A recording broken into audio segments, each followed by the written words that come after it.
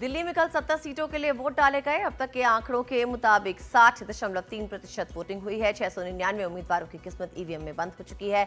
मतदान के बाद एग्जिट पोल्स में कांटे की टक्कर दिखाई दे रही है। बीजेपी को काफी फायदा होता हुआ दिख रहा है। ज्यादातर एग्जिट पोल्स में बीजेपी ही आगे दिखाई दे रही है। 2 पोल्स में आप को भी आगे दिखाया गया है। लेकिन सवाल यह है कि क्या आम आदमी पार्टी से इस बार दिल्ली की सत्ता जा सकती है? तो हमारे संवाददाता अखिलेश शर्मा इस खबर पर हमारे साथ जुड़ गए हैं। अखिलेश जी, बताइए, आंकड़ों के मुताबिक अब बीजेपी दिल्ली में सरकार बना सकती है और आप अब सत्ता से बाहर हो सकती है, क्या कहेंगे? देखिए, एग्जिट पोल के रुझान तो कम से कम यही कह रहे हैं। अधिकांश एग्जिट पोल भविष्यवाणी कर रहे हैं कि बीजेपी 27 साल बाद दिल्ली में सत्ता में वापसी कर सकती है। हालांकि आम आदमी पार्टी का यह कहना है कि जो उसको जमीनी फीडबैक मिला है वो काफी उत्साहवर्धक उसके लिए है। उसे लगता है कि जो उसके अपने समर्थक हैं, जो उसके अपने मतदाता हैं, उन्होंने बड़ी संख्या में कल वोट दिया है। वैसे भी जो मतदान प्रतिशत अभी तक आया है वो पिछली बार की तुलना में कम ही बताया जा रहा है, तो ये भी आम आदमी पार्टी अपने पक्ष में इसको बता रही है। हालांकि आपको ये स्पष्ट कर दूं कि इसमें जो आंकड़े हैं उनका रिवीजन होगा और बाद में फाइनल जो आंकड़े हैं वो भी आएंगे चुनाव आयोग की ओर से। लेकिन आम आदमी पार्टी का यह कहना है कि उसके अपने समर्थक काफी बड़ी संख्या में निकले हैं। दूसरी तरफ बीजेपी का यह कहना है कि जो बुनियादी मुद्दे, दिल्ली की समस्याओं के मुद्दे जो उसने उठाए इस पूरे चुनाव प्रचार के दौरान, उसे देख करके जनता का बड़ा समर्थन दिल्ली में उसे हासिल हुआ है। इसलिए बीजेपी का भी अपना इंटरनल असेसमेंट ये है कि जो एग्जिट पोल आ रहे हैं उसके मुताबिक ही परिणाम होगा और बीजेपी सत्ता में वापसी करेगी, ये बीजेपी का मानना है। उधर कांग्रेस पार्टी का यह कहना है कि उसने अपनी पूरी ताकत से चुनाव लड़ा है। हालांकि जो एग्जिट पोल है कांग्रेस के बारे में यही भविष्यवाणी कर रहे हैं कि उसका प्रदर्शन पिछले 2 विधानसभा चुनाव की तरह निराशाजनक होगा और वो अपना खाता नहीं खोल पाएगी। जी बिल्कुल अखिलेश जी, यहाँ पर बजाय तौर पर जो नतीजे अब एग्जिट पोल दिखा रहे हैं, जो संभावना बता रहे हैं, वो थोड़ा चौंकाने वाले आम आदमी पार्टी के लिए भी है। लेकिन बीजेपी की क्या एक्सपेक्टेड लाइंस पर है ये, जिस तरह के बीजेपी के नेताओं के बयान थे, और अगर इस तरह के नतीजे रहते हैं तो फिर मुख्यमंत्री कौन होगा, ये एक बड़ा सवाल बीजेपी के लिए। देखिए, बीजेपी कह रही कि मुख्यमंत्री कौन होगा इसके लिए तो खैर वो चुनाव परिणाम आने का इंतजार करेंगे। क्या नंबर्स आते हैं, वाकई बीजेपी बहुमत में आती है या नहीं आती है, ये तो जाहिर सी बात है कि शनिवार को ही पता चलेगा। लेकिन बीजेपी को ये लगता है कि जो उसने पूरी कैंपेन की वो दिल्ली के स्थानीय मुद्दों पर फोकस की।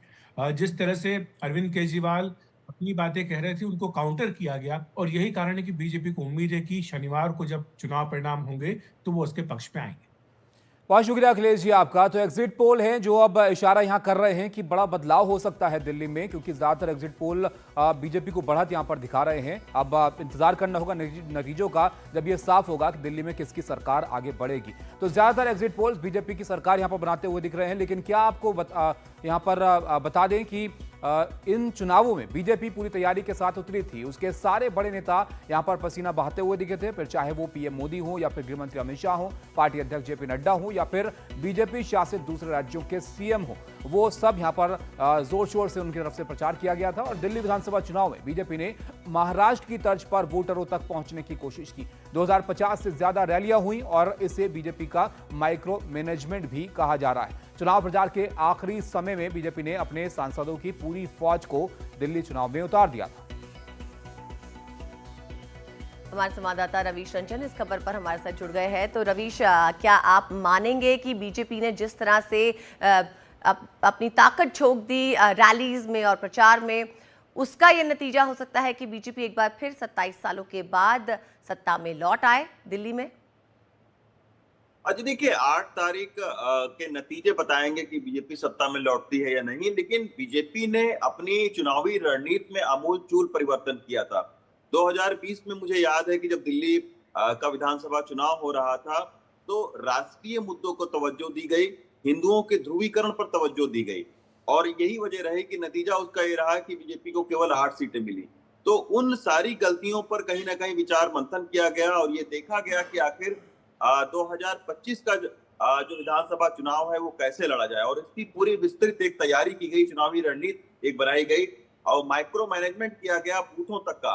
हर एक बूथ का एनालिसिस किया गया कि आखिर जिन बूथों में लोकसभा के चुनाव में उसको 56% वोट मिलते हैं, वही आखिर विधानसभा के चुनाव में ऐसा क्या हो जाता है कि उसको 38% वोटों पर सिमट जाना पड़ता है। तो यही वजह रही कि इस बार जो दिल्ली की बीजेपी टीम थी उसने ये जो है वो सलाह दिया कि बिजली और पानी जो है, जो मुख्य एक योजना है अरविंद केजरीवाल का, उसकी कहीं ना कहीं एक राजनीतिक काट खोजी जाए, स्थानीय मुद्दों को ज्यादा तवज्जो दिया जाए और ऐसी बातें न की जाए जिससे दिल्ली का जो मिडिल क्लास है वो नाराज हो जाए। तो इन्हीं सब बातों का ध्यान रखा गया और आपको याद होगा कि दिसंबर में जब प्रधानमंत्री की पहली रैली हुई थी, उसी अपने भाषण में उन्होंने ये कहा था कि जो भी लोक कल्याणकारी योजनाएं चल रही हैं उसको उसी तरीके से चलने दिया जाएगा। जी। साथ में महिला सम्मान योजना की घोषणा की गई। तो ऐसी कई सारी चीजें रही और कई सारे नेताओं को ये कहा गया कि आप उत्तेजित भाषण न दें, जी। आप फालतू के जो है वो नारों को न लगवाएं मंच पर, एक मर्यादित तरीके से, बिल्कुल। संयमित तो तरीके से भविष्य अपना रणनीति भाषण में दें। भी थोड़ा बदलाव यहाँ पर दिखा इस बार के चुनाव में, लेकिन अगर नतीजे इसी तरह के रहते हैं जैसे एग्जिट पोल बता रहे हैं तो एक बड़ा बदलाव ये भी होगा कि जो दिल्ली के मतदाताओं का एक नजरिया रहा है कि लोकसभा चुनाव में अलग तरह की वोटिंग वो करते हैं और विधानसभा में अलग तरह की वोटिंग करते हैं, ये भी इस बार चुनाव में बदल जाएगा अगर नतीजे इस तरह के रहते हैं, लेकिन उसके लिए इंतजार करना होगा। बहुत शुक्रिया रवीश आपका।